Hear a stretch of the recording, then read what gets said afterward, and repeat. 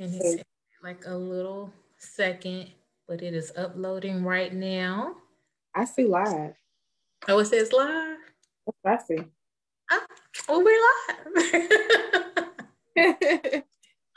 Yes, welcome. So excited about this opportunity. Oh, it does say that. I'll have to edit that out later. So excited about this opportunity to be live, y'all. Hey, Dr. S here and Patrice.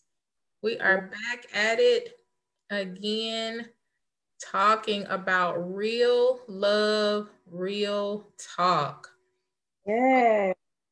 Hopefully you joined us that last time and you are going to stay with us this time as well. We're just making sure we're all set up. So please, if you know a friend who needs to have this conversation or be a part of this conversation, please tag them, share all of the introductory things that we do to get started. Patrice and I were prepping and we were like, okay, we're going to get through the list this time. We're going to try so hard. We're going to try real hard to get through the list this time. So again, we're going to give it a little bit of time to give you the opportunity to tag a friend, share this on your page. We're super excited about having this conversation. Super excited about you joining us. Welcome in. Happy Thursday. Happy Earth Day. All of the different things that are going on right now. All right. So we will go ahead and get into it because like we said, we had a lot of questions and we really want to get to them and we really want to hear from you all. That's the other thing too. This is very much interactive. So please, if you have thoughts, if you have questions, put them in the chat. We'd love to hear from you. So Patrice, I'm going to turn it over to you. Hey. Hey, y'all. Thank you so much for joining me and Dr. Sha-Lai, Dr. S. So we are just happy to be on this live tonight because we love good girl talk. Yes. Girl talk, listen, and I think Sha-Lai does too because we always have good girl talk. Yes. We decided to do this video because we watched Pastor Jerry Flowers and his wife do this really great video called what was it called again? That's Before the Altar. Before the Altar. Yes, Before the Altar. And so they just really did this nice little skit is what I like to call it, where they had dialogue back and forth, and Jerry really acted as if he was I want to call them both the broken man and the broken woman, how they discussed both of their issues or talked them out as if, you know, they were just really letting each other know the issues they really had silently, the things that they were silently battling with. They were just bringing all of those things to the light. And it was just a powerful video. And I sent it to Sha-Lai and she was like, listen, we have to talk about this. And I was like, I'm down. And so we just wanted to share the video with you. If you did not watch the video, can we post it in this under here, or can we just share it? I don't know if we can post it under here. Yes, we can. I don't have it right offhand. Okay, so we'll post it later on. We would love for you guys to watch the video because it's too good to miss. When I sent it to so many people, I sent it to some men. Like, listen, watch this video. This video is not just for us women. So if it's some guys, you know, some guy friends or whatever, tag them as well because we like to hear from the men as well. Yes.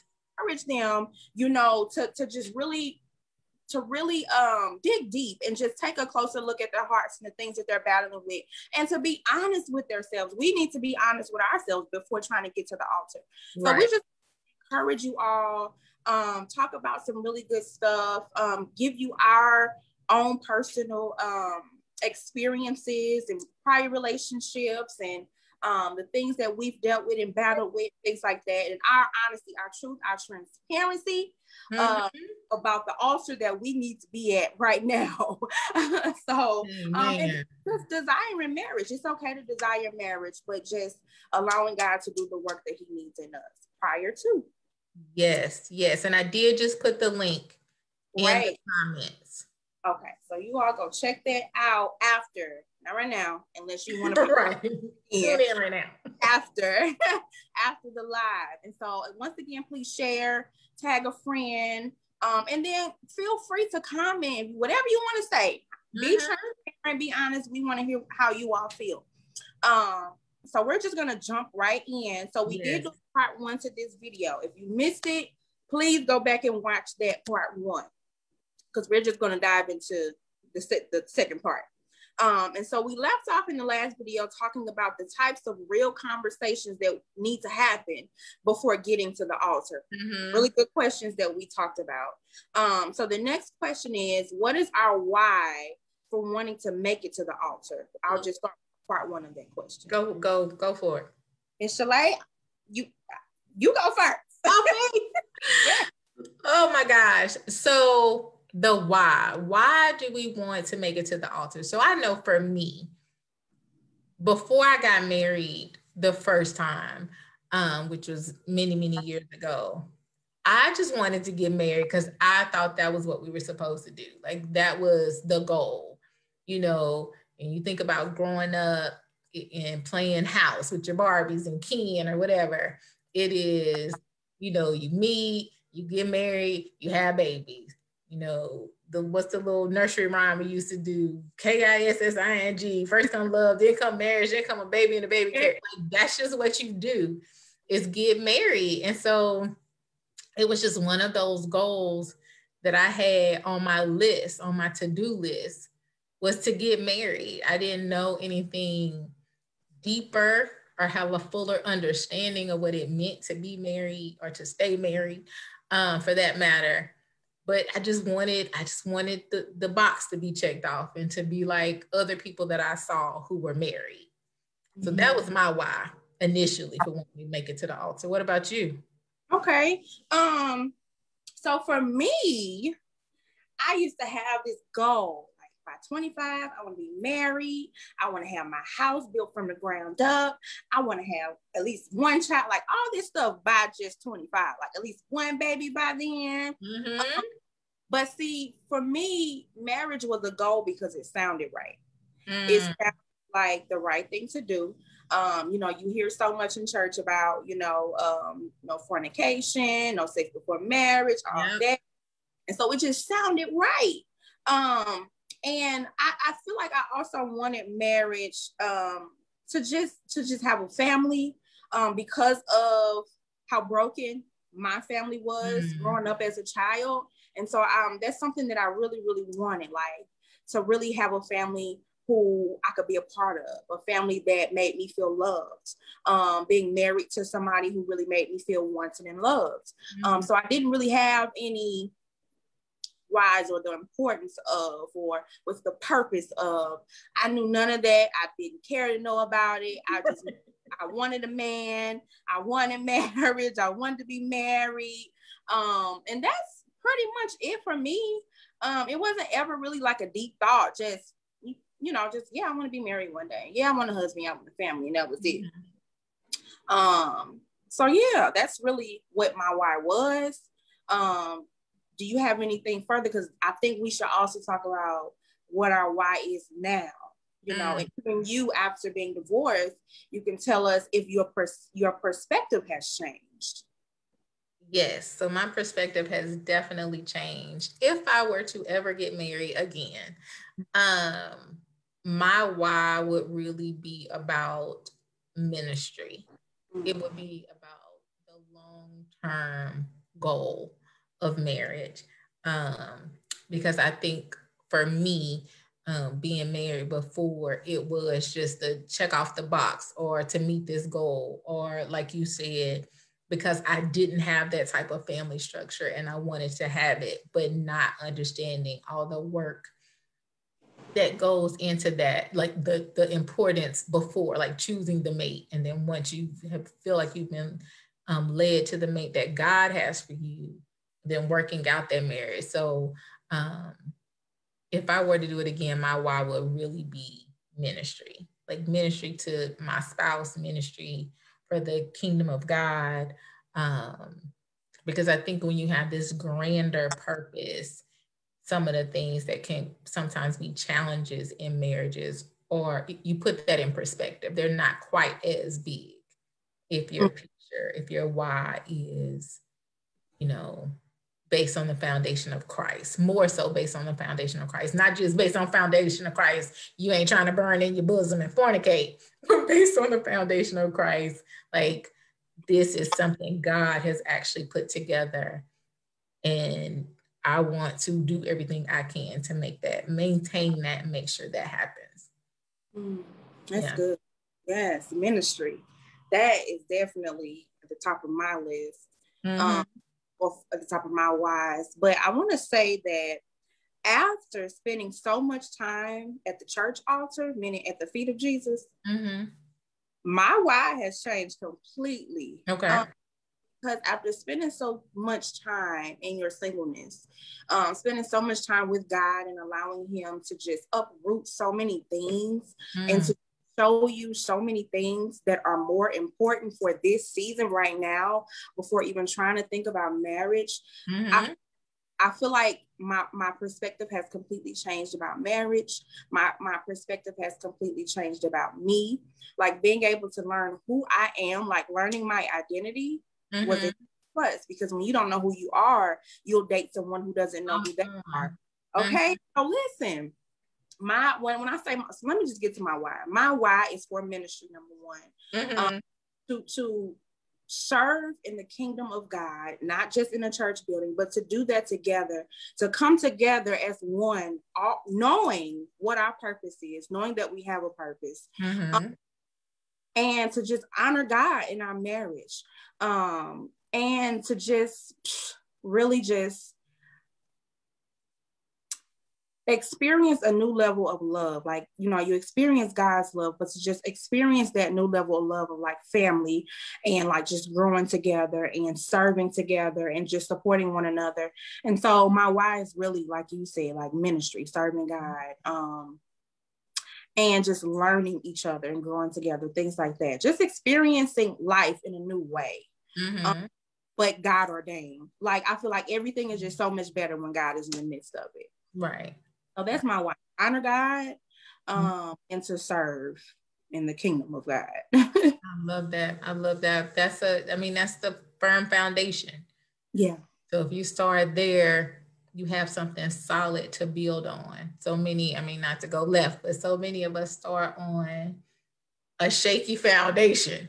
And then, hence the whole purpose of watching this video and watching the before the altar video and doing this video is to not have that shaky foundation, to make sure you're starting off as well as you possibly can, so that you have something strong and stable to build upon. Right. Yes, I love that. So I think we can move on to part 2 of that question. You think okay. So is marriage a cure for what we silently or openly battle with? That's good. That is a good question to me. The short answer is no. Is it a cure? Not at all. I think even before getting married, just being in long-term relationships, oftentimes we do that because we're seeking seeking validation. We're seeking to be loved. We're seeking to create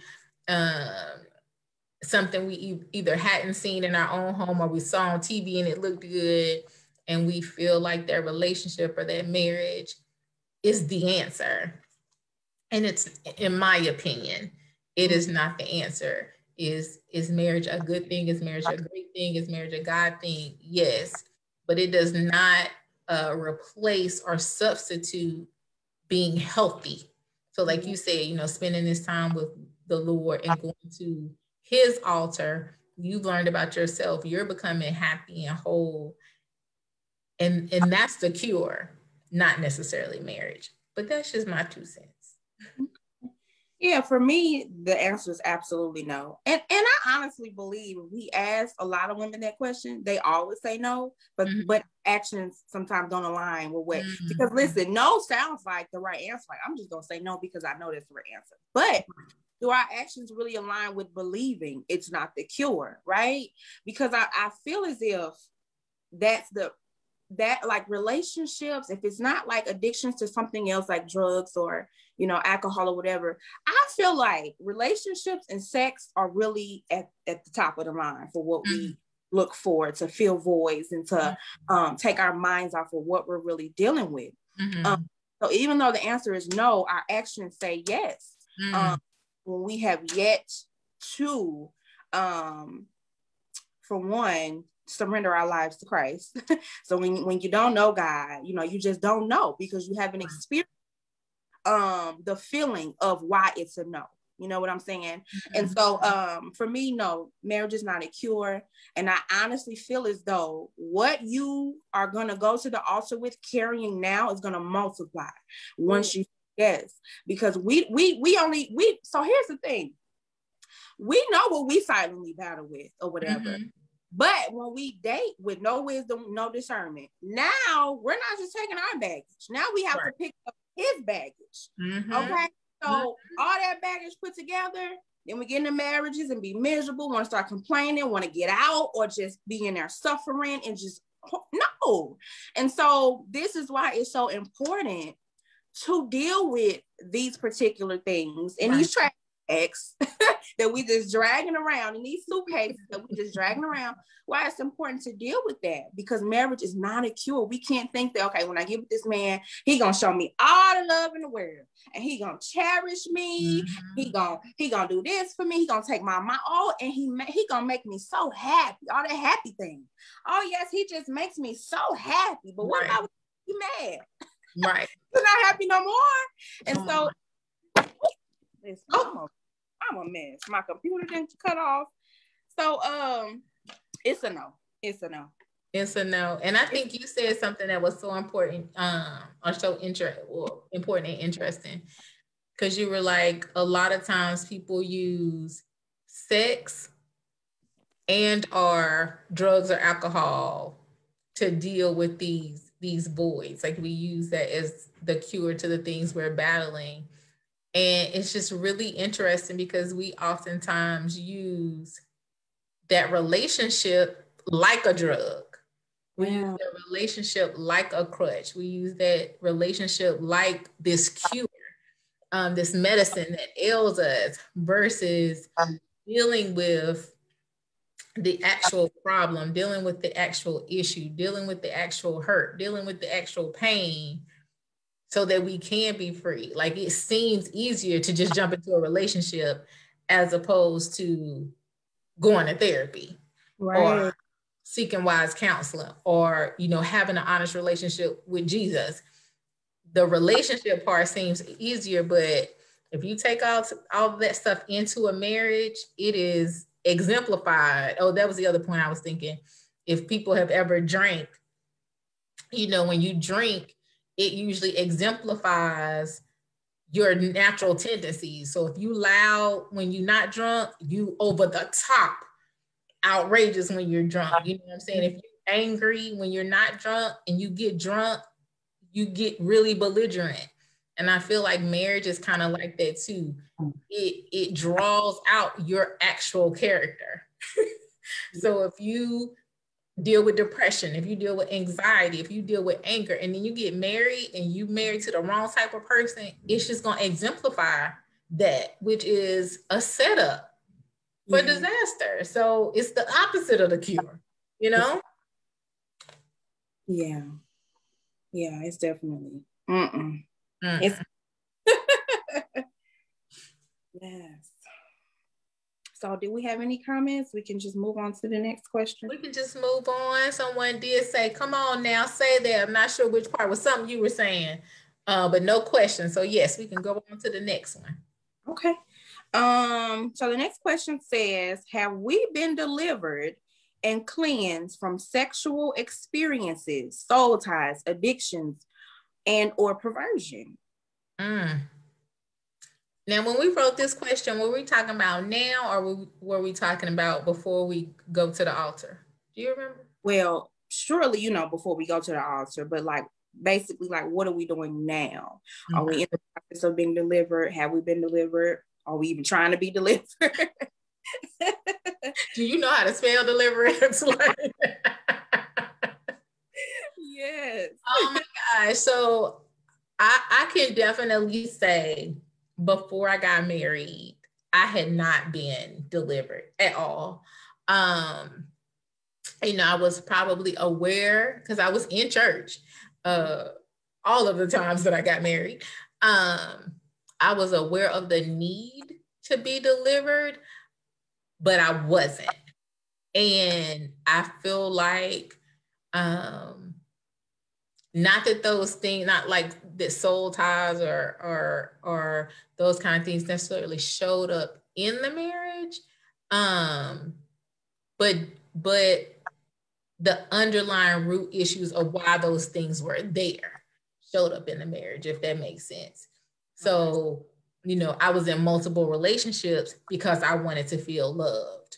You know what I'm saying? I was, you know, dealing with unhealthy, I don't know if it would be considered an addiction or anything, but, you know, I was just comfortable, for lack of a better term, in unhealthy relationships because of the trauma from my past. And because I hadn't been delivered from those things, it caused me to carry that over into my marriage.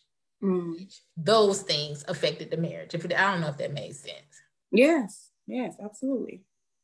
Okay. So you feel like you're delivered from all of that, you know, you don't battle with any sexual addictions or okay. I feel like that now. Okay. Now, at the time of marriage, no, but now getting some revelation, getting some understanding, seeing how those root issues cause problems in me that then impacted other decisions that I made. I'm like, yeah, let me go on and cut this off. I can't keep saying I'm washing the blood and still dipping my toe in tomfoolery. Okay. So for me, I feel like I have to be completely transparent right now. So I'm going to say some raw stuff. Okay. So for me, my deliverance, well, let me just word it like this. Some things that I was battling with sexually, I was delivered from recently. So of course, when me and my ex broke up a few years ago, that soul tie came right along with me. There were nights when I couldn't stop thinking about the sex or how it felt, or when he was doing a certain thing. I'm like, oh, I just, you know, you just want it back. Now you without it. And it was just, so I dealt with that for probably like a year and a half. After we broke up, I dealt with those thoughts, just the thought of him, the thought of being held, the thought of what we had. So I definitely carried that soul tie, or that soul tie was literally attached to me for a while. But with much prayer and crying, telling God I wanted to be free from that. First of all, asking for forgiveness for living out of his will and for sinning and all that, because first comes forgiveness before we can be free. First comes repentance before we can be free. And so going through that and just much prayer and acknowledging what was happening in my thoughts, because in order to be free, we got to talk about it. Even if it's one-on-one with God, we have to be willing to say, God, my mind is just a mess. I'm thinking nasty stuff. I can't stop thinking about it. My thoughts is all impure and jacked up. I have to be honest, like, God, from this, I'm trying to be pure now. I want a new start. And so he did deliver me from that. However, I was battling with perversion for years. I mean, from childhood, because of molestation at an early age. Molestation when I was probably about 6, between 5 and 6. And I remember the entire experience. Exactly how it happened, no matter how young I was. You know, some people think you can't remember. I remember, and I feel like the impact was for me to remember everything so that it could follow me and attack me and torture me for years and years to come. And so I knew that I was silently battling with an addiction to masturbation. I knew that I was reading all these filthy books, and them books was taking me to another level. I wasn't in a relationship no more, so bam, the books was it. And so I dealt with masturbation for years up until recently. I want to say probably about 2 months ago, if I'm honest. And the only reason I was able to be delivered is because I stopped being ashamed. I stopped being ashamed of, you know, just the act of it. Like, I was so ashamed to tell anybody. Here I am encouraging women and ministering to my friends and all this, and I'm silently addicted to masturbation. None of them knew, you know. So it was because I was so ashamed. I knew it wasn't right. I knew it didn't feel right. I always felt guilty when I was done doing it. After I didn't, you know, got done doing what I was doing, I always felt guilty. But I really had to, I had to face that. Perversion is no joke, because it was literally something that was attacking me in my sleep. I could feel it. I would be laying there and feeling like someone trying to have sex with me. And I would never forget a time that it happened. I know it was a spirit, but you feel something literally trying to have sex with you. And all I can remember is, I don't know if this was a dream to this day, but I heard the Holy Spirit interceding for me in the spirit, like in tongues. And I woke up, and the thing immediately was just gone. But I literally, like, that intercession for me is what, and I think that was the day when I was like, I have to get free from this. Like, this is no joke, you know. And it's really bad when you watching TV and the wrong thing come on, and then you like, ooh, you know, like, this gonna turn up some notches in here tonight. So let me fast forward a turn. But I had to acknowledge, stop being ashamed, and really talk to God. I even had to fast and just express that, like, God, I'm tired. I want to be free. I don't want to be addicted to this, you know. And I had to go into spiritual warfare, you know, bind that thing and loose that thing from off of me, because it was a stronghold. I'm telling you, because you got to, now me being 26, almost 27, and I've dealt with that since I was 6 years old. And then I was addicted to porn as a kid because of what happened to me. And I came across the wrong channel at night. So that was another thing. And so my answer to that question after that long story was, to the soul ties, I've been delivered from that for a while now, for a few years now. But perversion just recently, because I finally decided to stop being ashamed and feeling guilty. And I acknowledged it, I repented for it, and I asked the Lord to cleanse me, because that's what was needed. So yes to all questions now. Right. That is, I mean, first of all, I just commend you for your honesty and your transparency, because like you said, the devil can only shame us with stuff that we are ashamed of. And so when we call it out and we put it out there, and I know you and I have had this conversation about those early traumatic experience, molestation, being exposed to pornography, because I too have that same, you know, story of being exposed to pornography. Like, no person should ever really be exposed to pornography, but definitely not when you're 5 and 6 and 7.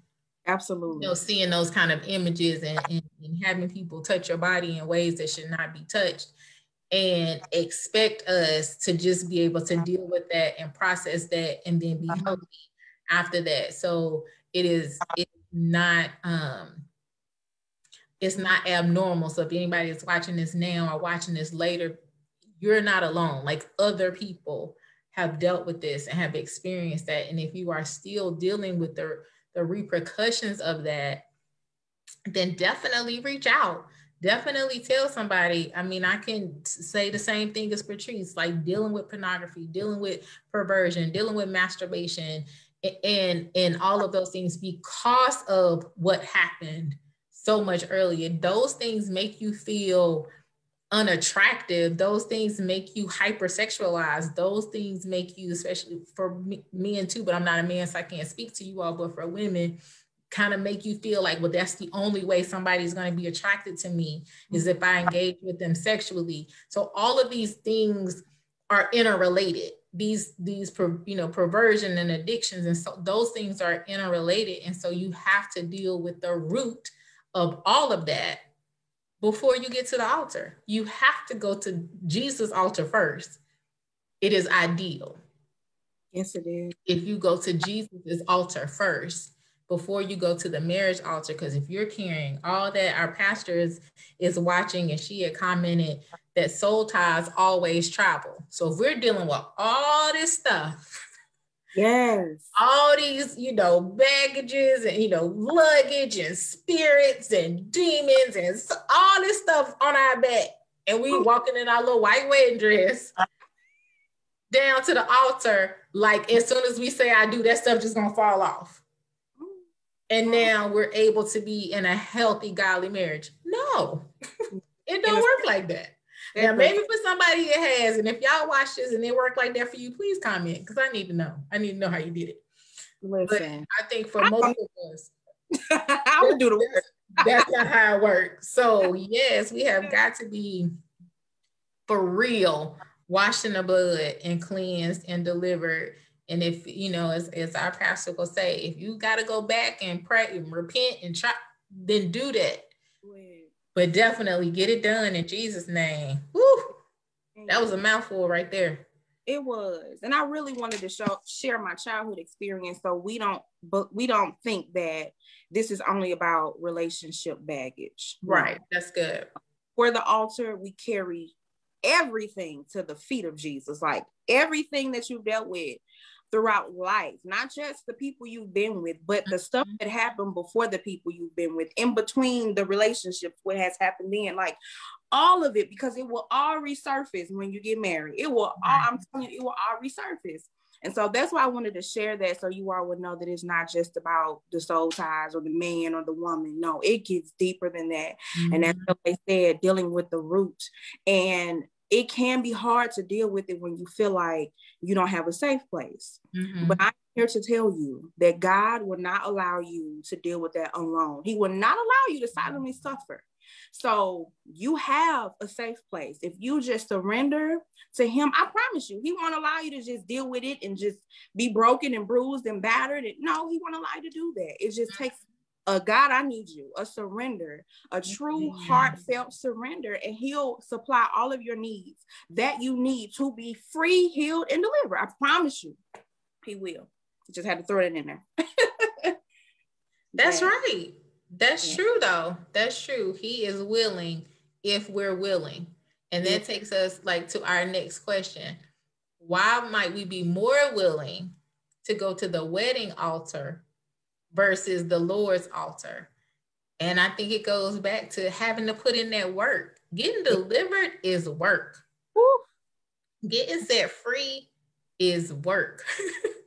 One of the other things that we had talked about last month, you and I, when we were traveling, if you all haven't read the book, Pigs in the Parlor. And listen. Listen, I think it's Fred and Ida Hammond. Are their names a couple who wrote the book, and that book is life altering. I read it 20 years ago and recently started reading it again. But when you read that book and you read books like that about deliverance, it's work. It's easy to buy a dress. Yes, it is. It's easy to get, a florist. It's easy to ask a few people to, come stand up at the altar. That's easy. Mm-hmm. Deliverance, true healing, being set free for real. For real. For real. That takes time and effort and energy, and you have to be willing to put in the work. And so I feel like for a lot of us, that's why it's so much easier to just say, I do, to a man or a woman versus to say, Jesus, heal me. Jesus, save me. Jesus, help me. Like, because I can't emphasize enough how much work that is. It's work. It's work. It's definitely work. And as you said, it's easier to go to the altar and feel as if you don't really have to deal with the stuff that's on the inside of you. I also feel like it's because we're so used to seeing everybody around us, including family, cover it up and keep moving forward in life. And so we feel as though that's how it's supposed to be. Well, we just normalize it. Well, my mama dealt with it and she did it, my auntie, my grandma. So, well, if I do it, I'll be fine. But no, somebody has to break the cycle. Yes. Somebody has to break the curse. And that somebody can be you, if you are willing, as Sha-Lai said. And so I really think it's because we don't have the knowledge. So you have to desire, you have to want to come to the knowledge of truth. And that's we will only find that in the Word of God. We will only find that in Christ. That's the only way. And so we have to stop normalizing pain and abuse and soul ties and all these things that we drag throughout life. We normalize it because of how we watched everybody else deal with it. And for me, even me, that's how it was. Had I not gotten to a heart space and a mind space of being desperate and realizing that I see some similarities in me that I see in my mother. Had I not gotten to that place, I would have been going to the altar with my ex, who I had no business with. So God, I thank you. We just got God blocked it. Hallelujah. We just got to pause right there because I would have been in some trouble. I'm telling you. Oh God, okay. Listen. Sha-Lai. Woo! Oh my goodness, y'all. Okay, I'm not gonna go there. But I promise you, we have to desire, we have to want to come to the knowledge of truth, and we have to want it so bad, because I promise when you get desperate enough, that's all you need is that desperation to carry through. When you decide, when you choose, I don't want to live life like this. I don't live toxic or in unhealthy relationships. Or repeating the cycles of my parents or my grandparents because I saw what it did to them. Now that I know, or I have come to the knowledge of truth, it literally makes no sense to keep repeating the cycles of your. It's crazy. I didn't think about that years ago, but now it's like, wow, that's crazy to see something and you know you're repeating it and you okay with repeating it. No. So, listen, the wedding, it's all cute and stuff, but it's all gonna crumble and stuff. And that's all I gotta say. And if the wedding, the marriage don't crumble, which I know it will, you will crumble. And I don't want to go there because I didn't crumble enough without Christ. I didn't crumble enough doing it my way, and I'm through with that. So get desperate enough, choose, make a choice, make a decision. That one decision, I promise you. That wedding dress gone. Okay, yeah, it'll come when the Lord, you'll get to that place where you're like, okay, God, I'm waiting on you. Right. Yeah. Right.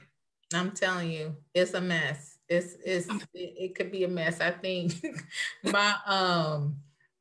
my first marriage, I think the marriage license was $30 or $60 or something like that. It cost me thousands of dollars to be not married to that man.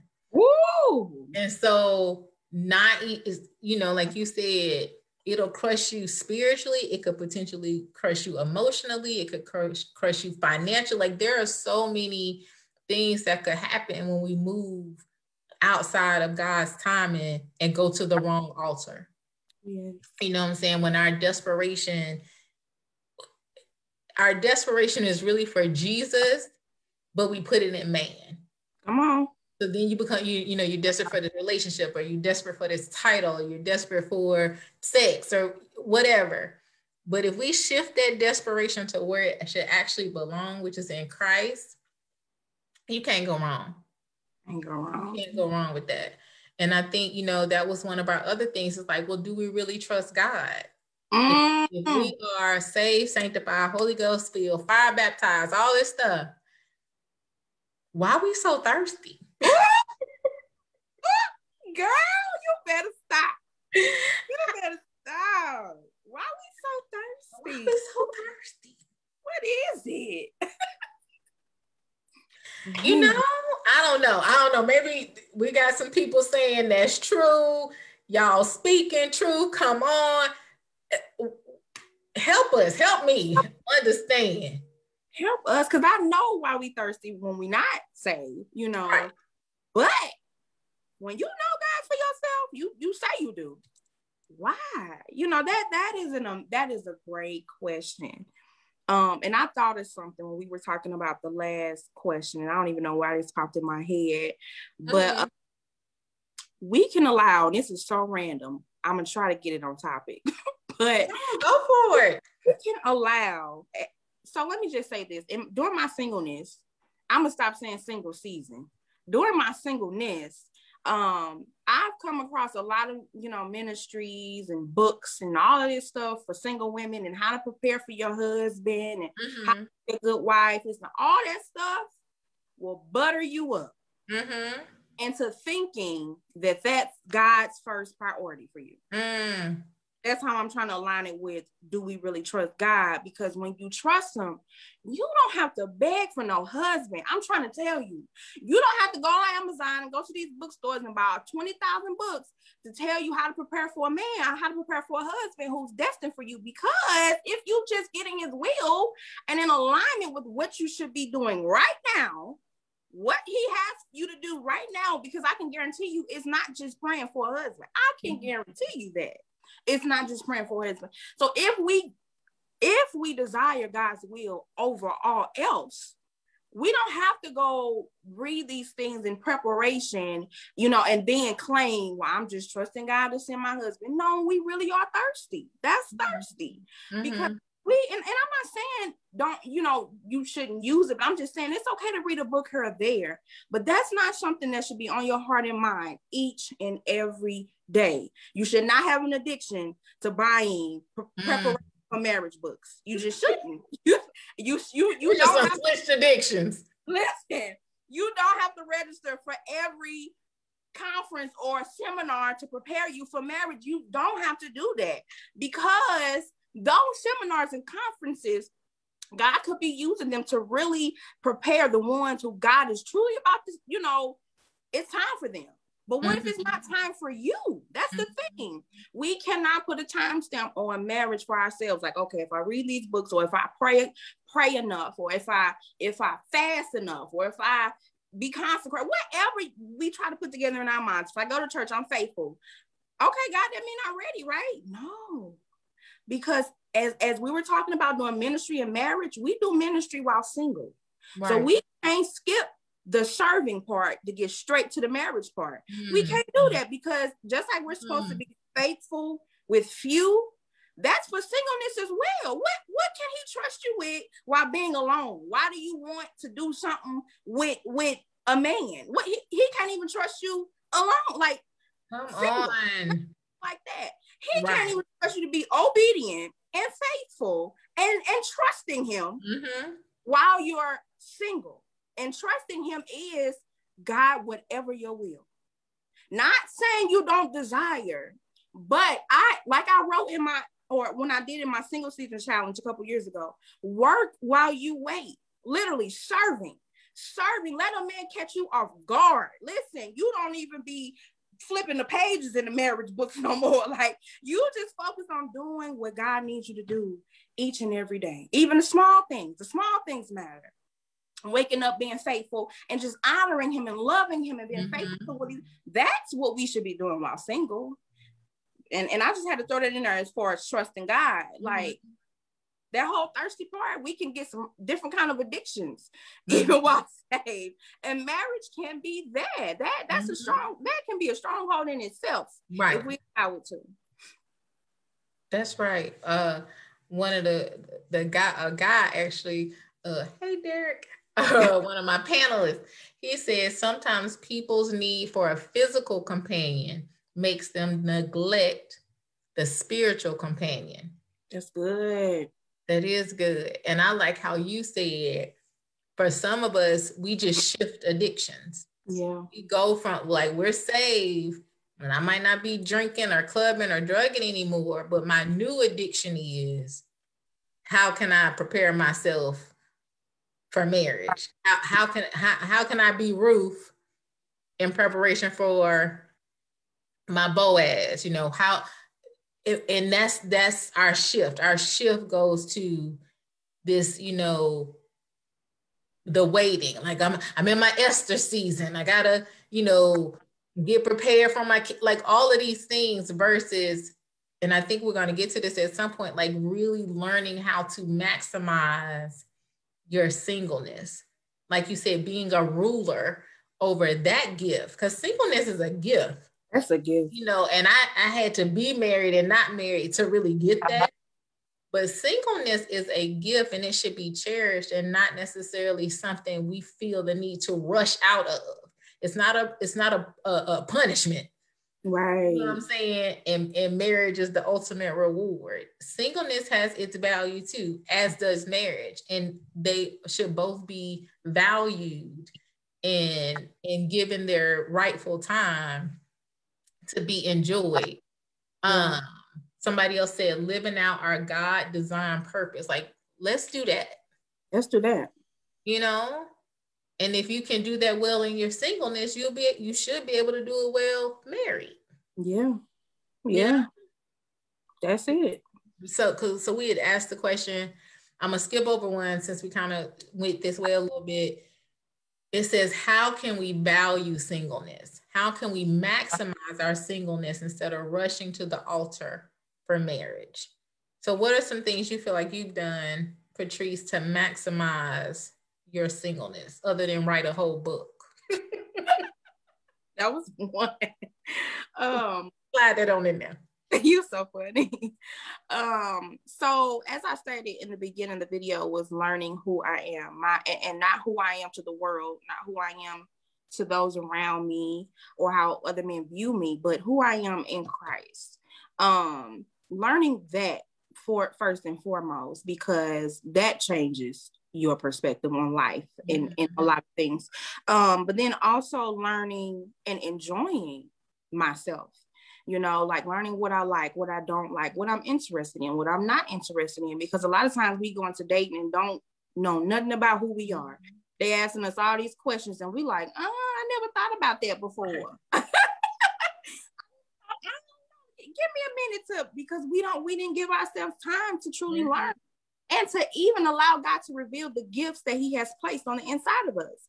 And so just really, my biggest thing though that I've been doing is healing. That's why I talk so much about that on Facebook, because it's so important. Right. Healing is so important, from, like we stated, all the things that we've been through. So taking the time, allowing myself the time, not speeding it up, not rushing it, to really dig up, allow God to dig up the roots, as we mentioned, allowing him to show me the things that I missed, the things that I thought I wasn't affected by, but I was.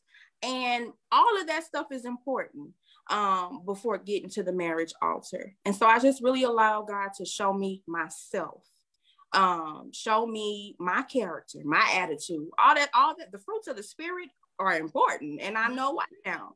And so just allowing God to do a work in my life, learning what he has called me to and who he has called me to, and just doing that, just serving, just growing up in the spirit and as a person, because as we stated in the beginning, when your perspective changes on marriage, you then have a higher standard, because now it's God's standard. And if that's your desire for marriage, you have to align with that thing. You can't just pray for a good husband who will love you, who will serve in ministry, who's a kingdom man, you know, all this good stuff we say, and we none of that. Right. And so just working on myself and enjoying life, traveling.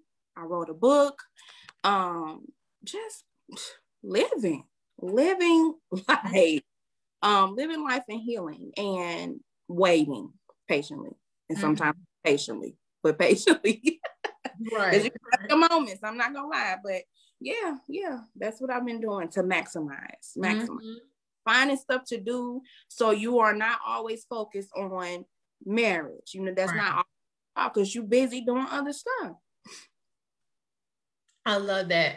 I think one thing you said, and I feel like I'm always referring to memes now when I say stuff, but there was this meme or somebody had made a statement that was going around that was basically like, not talking about something is not the same as healing.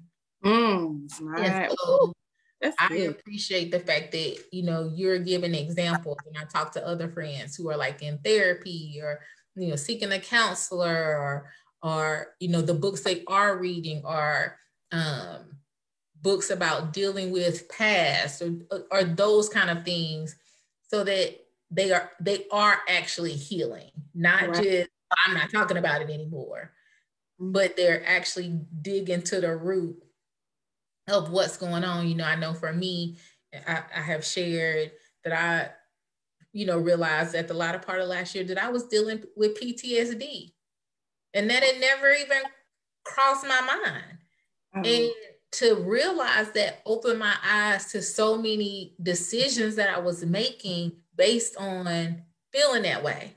But if I hadn't been open to the possibility of that, then I would have, kept going. Because in my mind, I was good because I wasn't talking about those things. I wasn't talking about molestation. I wasn't talking about, pornography. I wasn't talking about those things. So I must be okay. Wow.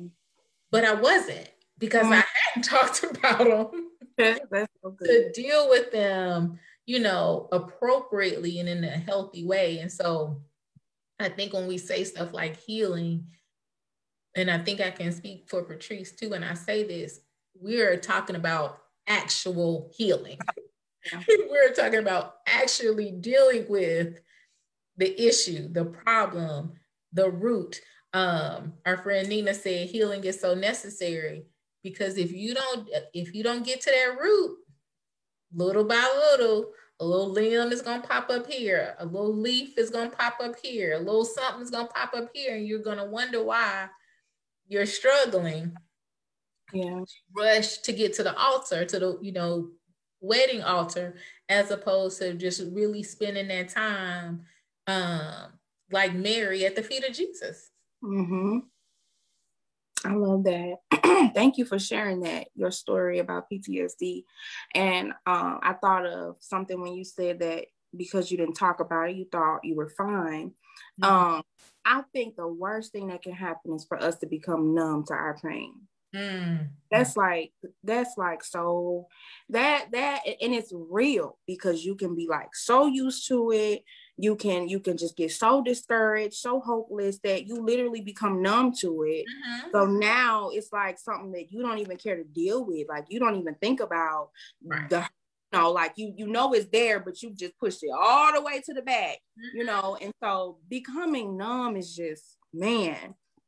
And I know how that feels, but, I really encourage, as we keep talking about, just being honest with yourself, and wanting a change, really desiring a change, and choosing to do the work. As I wrote in my blog on yesterday, actually, choosing. You have to make. God is not going to make the choice for us.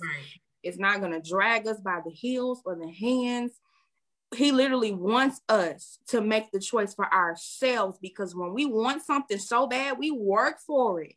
Like, we get that goal in mind, like, oh, I want this new car, or I want this, I want to start a business. Now, don't we work hard for that stuff? We work hard for that stuff. We set some goals, and we give ourselves deadlines, and we work hard for what we truly want. But when it comes to the soul things and the spiritual things, we just toss it to the side. But those are the most important things, aside from those businesses and jobs and cars and all that stuff. Don't matter. Like, it matters, but it doesn't matter. None of that is eternal. And that's also something that encouraged me, just knowing that this work that's being done now and that God is doing in me is what matters most. Our hearts matter most to God. Not all those God bless me with some money, a check, and God bless me with a car, and He wants to do even greater things than that on the inside of us that will show and form on the outside. And so I just had to mention that whole becoming numb, because I know how that feels, and it's so dangerous. Right. You're right. It is. Someone also said, healing also allows you as a woman to find yourself, understand yourself, what your boundaries are, how much, or if you'll continue to have space to tolerate certain shenanigans. Like you have to get healthy to know what your boundaries are. Because when we're unhealthy, we tolerate a whole bunch of stuff. Yes, we do. And even as you were talking, the scripture came to mind, in all thy getting, get understanding. Wisdom is the principal thing. And so often, at least for me sometimes, and so just now as you were talking, I think about, wisdom and understanding and knowledge and the concept of like spiritual things, like, let me read the word, let me delve into the word more. But wisdom is also getting healthy. Yes, it is. Wisdom, understanding is also knowing yourself and who your true self is, who God actually called us to be before the hurt and pain and those kind of things. So healing, allowing ourselves to be healed, allowing God to heal us, that's a principal thing. That's a chief thing. That's an important thing that we often don't put to the forefront, like you said. And someone else said, there is no way of healing without prayer. Prayer brings the relationship. Too many times what we need healing from turns us from God, turns us from Him instead of to Him. That's really good. It is. It's impossible without Christ, period. Christ, prayer, impossible. It's impossible. Like, even if we go to therapy, great. But I'm just going to keep it real. Sometimes it's still impossible, because sometimes our hearts can still be so closed off and we don't know it. And that's why we need Christ to reveal what we don't see. And He is the only one who can reveal that. And so that's why I love what she said, like, it's impossible without prayer. It is like, we need that prayer life. We need to be able to communicate with God and to ask Him, like, search my heart. I told the therapist a little bit, but is it something I should be saying more? You know what I'm saying? Like, something that I'm still hiding, or maybe something I don't remember, because sometimes we can even get to a place of forgetting, but it's still there. It just has not come out yet. It has not been revealed yet, but there will come a time that it will be revealed in some situation. And so I just love what she said, that whole prayer thing. It's impossible. It's impossible. Because He reveals the heart. He reveals the heart. Yes, He does. He will. And I think that's one of the reasons too why it's easier to go, the human route in marriage versus the prayer route or the fasting route or the Jesus route, because He will tell you. Yes, He will. Like, tap, tap, tap, you ratchet. Yes, He will. Tap, tap, tap, you got a lust problem. Yes. Tap, tap, tap, you need to deal with anger. You know what I'm saying? Whereas people will be like, oh, well, He knows your heart. You trying that, you know what I'm saying? Some people will give you an excuse or escape. They will help you justify it. But if you really go to God and ask Him, He gonna show you. All of it. He is gonna show you. And real talk is ugly. So let me just tell us now. Let us just say it's gonna be ugly. It's gonna hurt your feelings. You're gonna feel a hot mess. So let's just acknowledge that now and go ahead and talk to Him. Go ahead and talk to him. Yeah. Go ahead. Let's just rip that Band-Aid on off. Yeah. And go ahead and do it. One of our other questions, so we've kind of talked about us getting healed. But what if you're in a relationship, before marriage though, but if you're in a relationship, we ask, do we care enough about the other person's heart to encourage healing apart from us?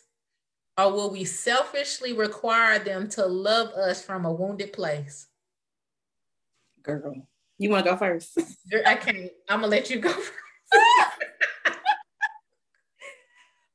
Listen, this question is everything to me because it really takes some maturity for this one and some wisdom for that question, because of course we go into relationships desiring so many things and hoping that they can just love us in these spectacular ways, but are we mature enough to say, ooh, no, I think God needs to, no, he ain't spent enough, no, he ain't dealt with that, no, he ain't dealt with that either. No, and it's nothing wrong. It's not like you putting him down, but it's you knowing that he's not ready. Right. It's you supporting him enough to say, I encourage you to go get therapy. I encourage you to heal. I encourage you to spend more time with God, to spend more time in prayer or fasting, whatever, to just get to the root of those issues. Like, do you love and support him enough to say, we can't be together because, listen, I don't want to be selfish and expect you to love me when it's really, you don't even know how to love yourself. You don't even know what true love means. You know what I'm saying? Like, have you even experienced the love of God? Like, have you even, do you know what that feels like? You know, like, I just don't want to selfishly expect a man to love me when I see him struggling, when I see him suffering. And then here I am, want to drop my load on top of him. Like, you need to do this. Why you not loving me? Why you not showing me the affection? Why you don't know my love language? Why you don't? Because he battling already in his mind and in his heart. But we so selfish that what we do is we get with him and we nag. You ain't doing this. So why I gotta keep asking you, and why he wasn't ready anyway. Right. He wasn't mature enough, and we wasn't, what's another word? We wasn't confident enough in the weight to allow that man the time he needs single. And if he chooses to, well, since we can't be together, I'm gonna find somebody else. Kudos to you. But I just know this not gonna work. This not gonna work. And I'm just really trying to be honest about this thing. And so even not being in a relationship and you just meeting somebody, we have to love as Christ loves, right? So I'm not saying you got to be in love with him, but loving him enough as Christ loves us to say, I will not selfishly expect you or try to force you to love me when you are still in the process, when there's still a work that God needs to do in your heart. So it's not fair for me to nag and to complain because you can't, when you already have shown me who you are. And so I have to take it for what it is, and don't talk bad about you or drag you for it, but just knowing what the situation is. Right. And love enough to say, hey, listen, it's okay. It won't work. It's okay. So I think that takes a lot of maturity for a woman to not have that type of desperation to try to force a man to love us and then complain when he can't. He can't, and he shows you that already. I totally agree. My social media friend Courtney here said, the wait. He said, sometimes you have to wait and be the change we want to see. And that goes back to us asking the question, do you trust God? Or are you thirsty? Because if you're really trusting God and this person is either being honest with you about where they are, or you're seeing the signs, you're seeing the red flags, you're going to be able, like you said, to be mature enough to say, you know what, let's put a pin in it. If this is truly meant to be 6 months, a year of us working on ourselves independently is not going to, stop the boat. We'll be okay, and we'll be stronger and better able. But if you thirsty or horny or desperate, you're going to see the signs. You're going to go through the stop sign anyway. You're going to run to the altar, and then you're going to end up at the stop sign again. But now you're married. In a traffic jam. I love the analogy, because it takes a wise person to be able to say, we not ready. I'm not ready. You not ready. We not ready.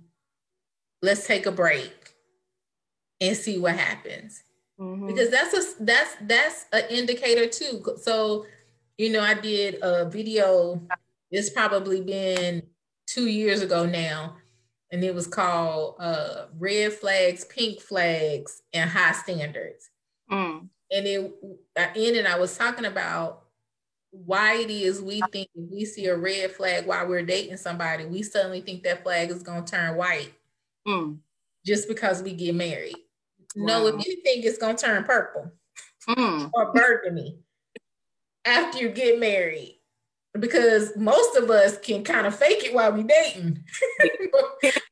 Once you're married, you're like, well, I got him now. I got her now. I got him now. We're gonna put it all out there. Yeah. And so, I think it takes wisdom. It takes courage. It takes maturity to, when you see the signs in yourself and in the other person, to say, it's okay. We have time. Let's heal. Yeah. And not, we can do it together. We gonna grow together. We're gonna tear each other apart. No, don't do that. Right. And just, just using wisdom and discernment. And obeying the voice of God, because like we already stated, he will show you the red flags. He will lead you. He will show you what's meant to be and not to be, and to just go with that. And also to say it's unfair to expect a man or woman to carry the baggage that you don't even want to deal with.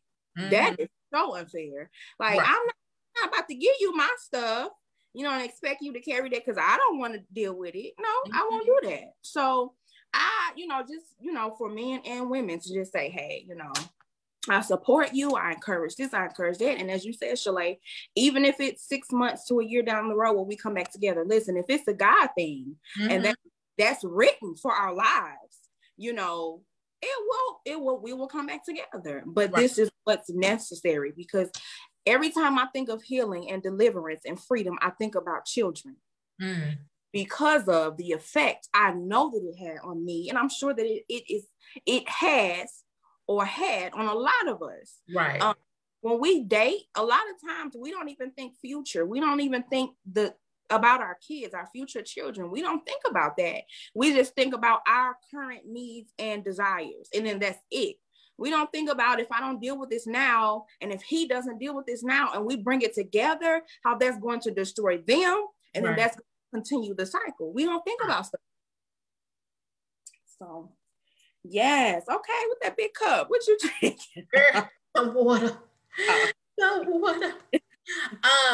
You know what? So you mentioned something that's on our list, and I know we were trying to be so mindful of time and get through these questions. You just tapped into something that we had on the next part, and maybe we'll get to all of it, maybe we won't. But you said, why is it so important to think about our children or our future children when pursuing a relationship? So you kind of started with that. You want to say a little bit more? Yeah, I just want to say, that the things that we do before marriage and while married, it all matters for our children, for the children you already have, and for the children who are destined to come.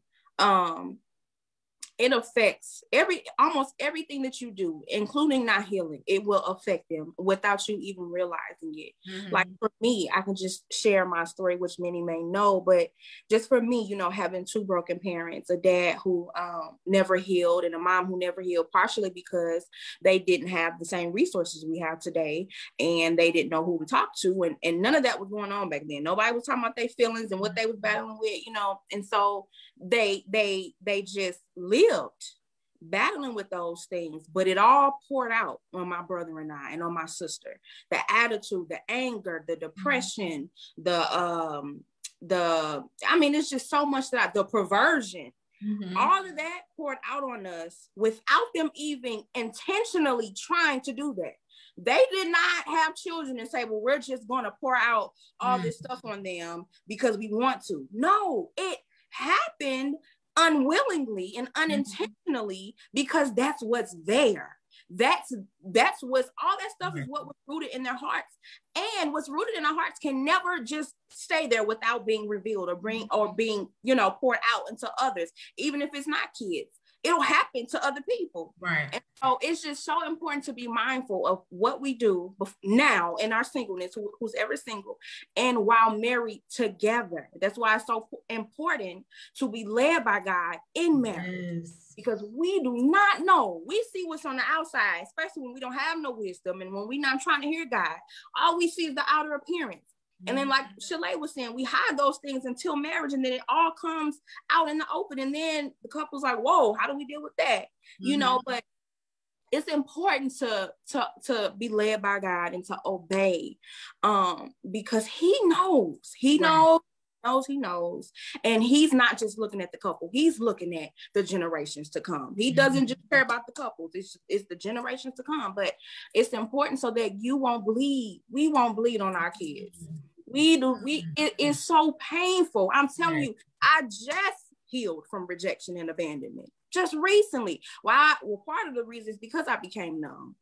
But a lot of us carry that from childhood. A lot of us have childhood trauma and childhood hurts that we still dealing with today.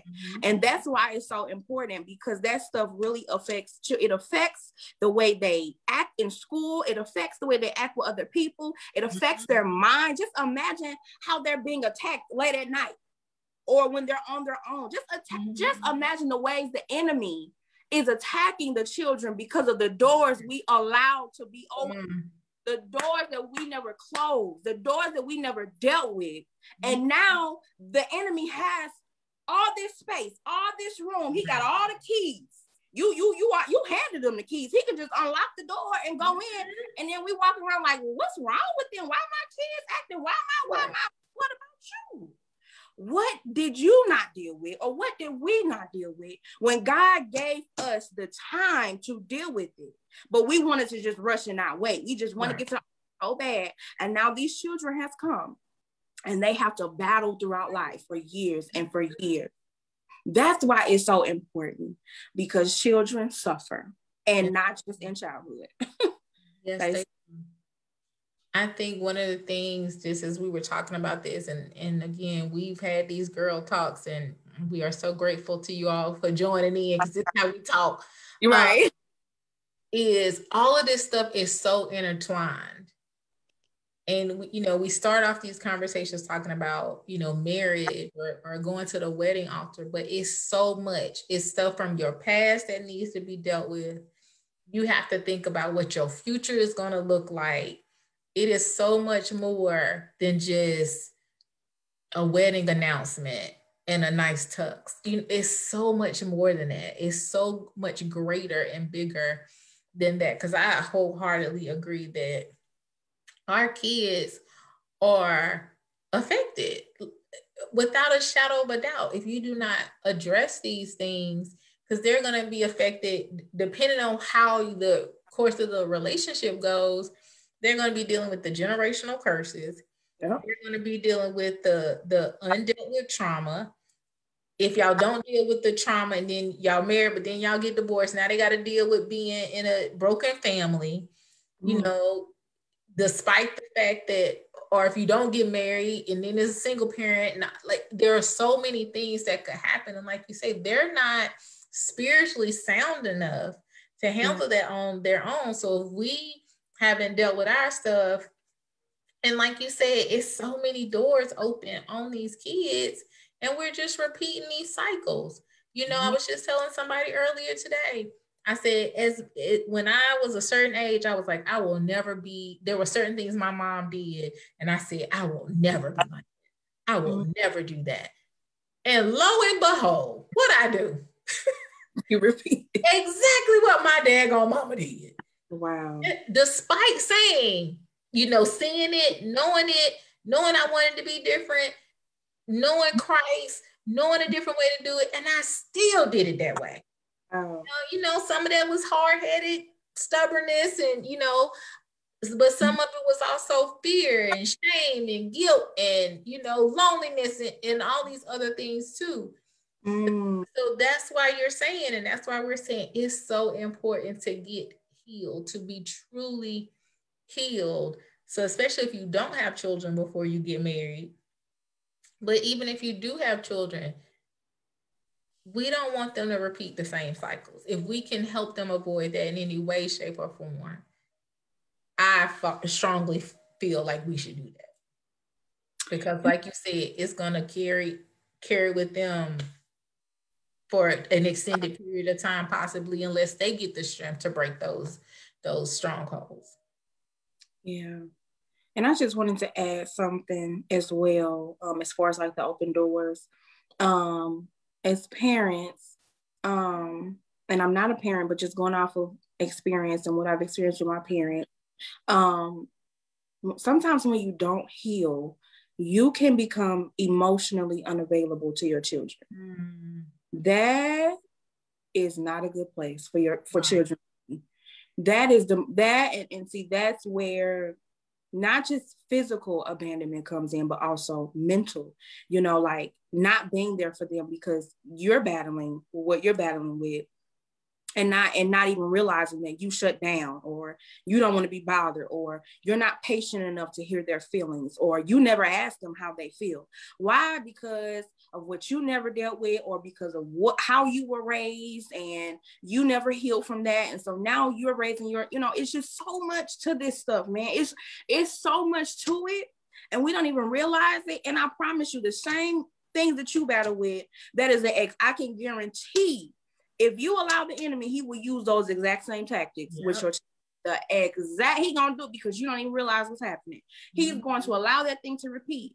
But being emotionally unavailable to your children because of what you battle with, because you chose not to deal with it, that is a hard place to be as a child.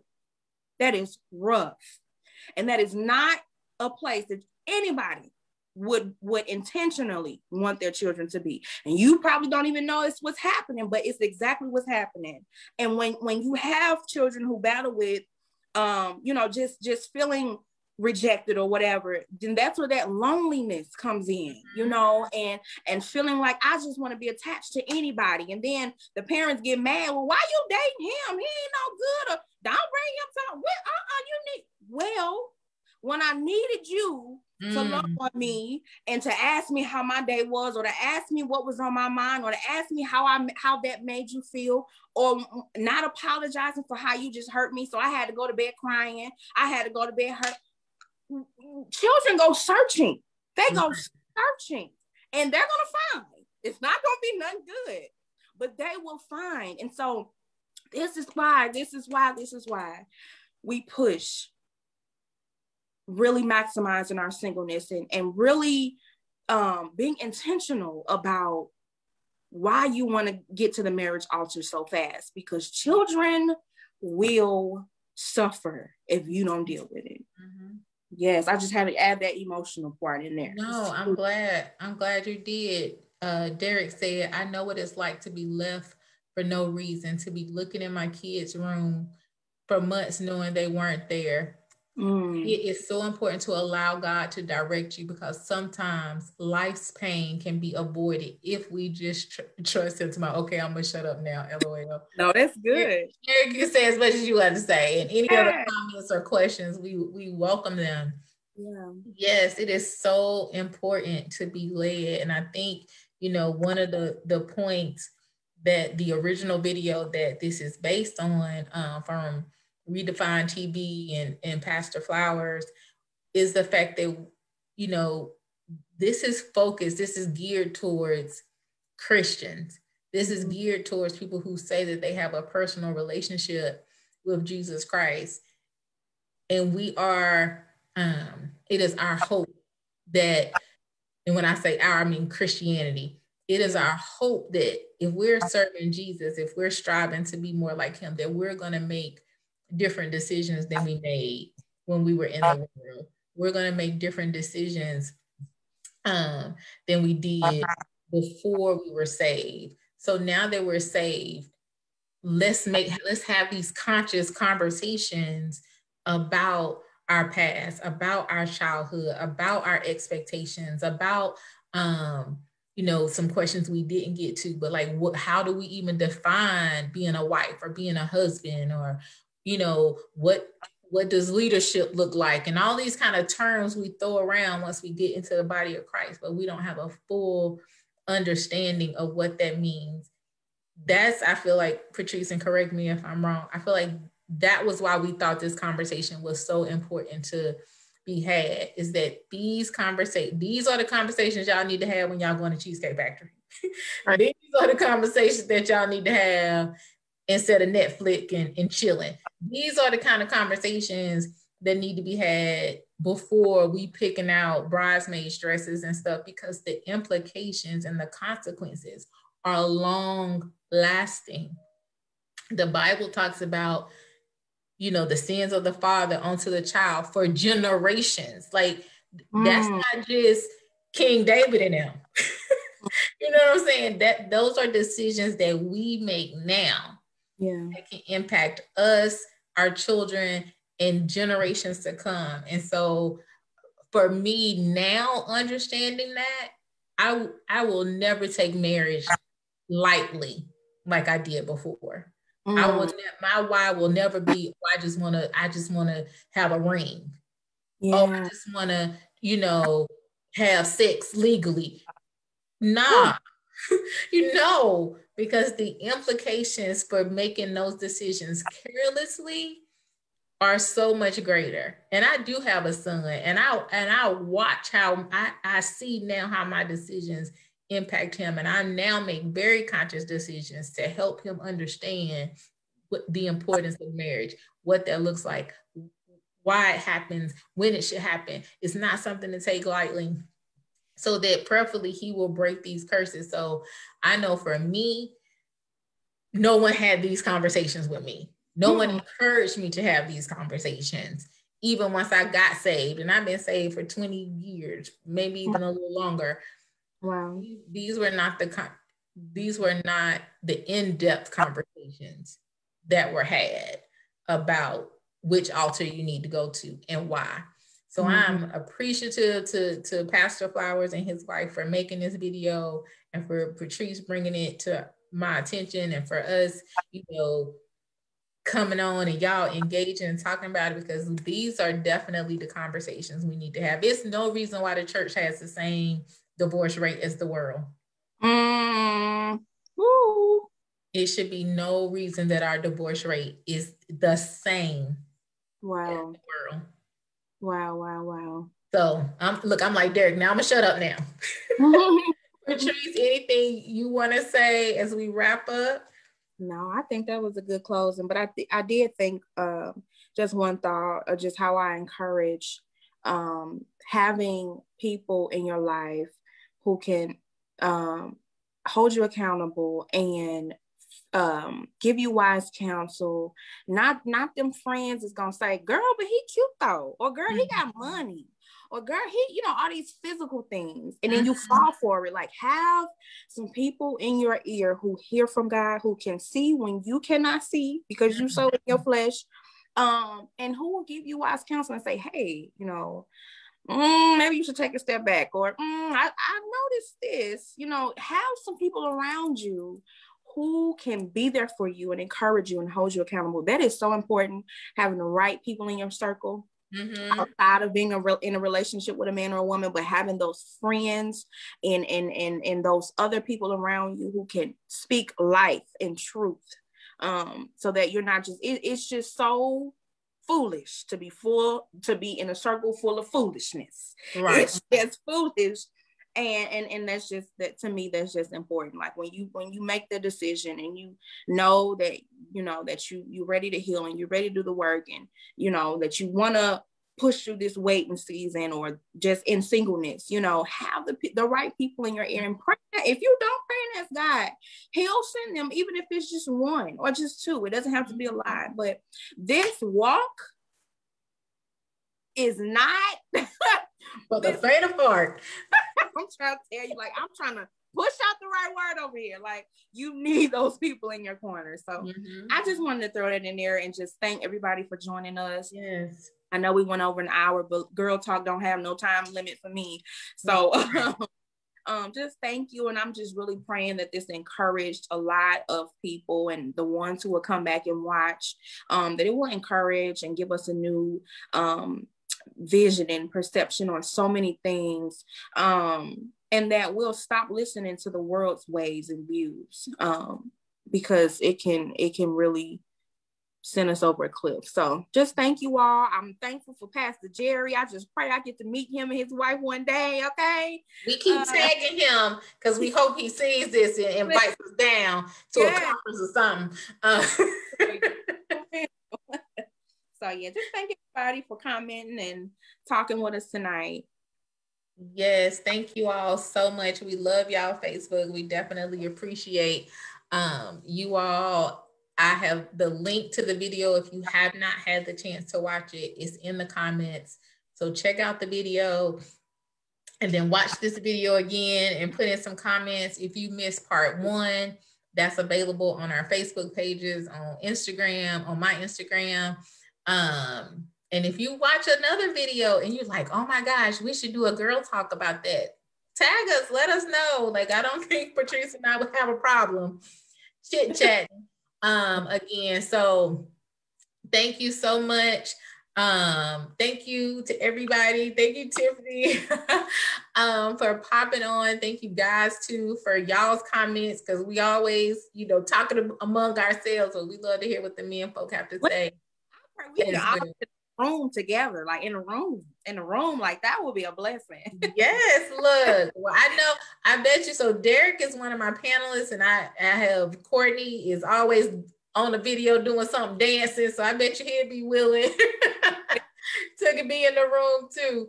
So we might have to do that. We might have to. Let's pray about that. Yes. So y'all, look, don't be mad when I slide up in your DMs asking questions.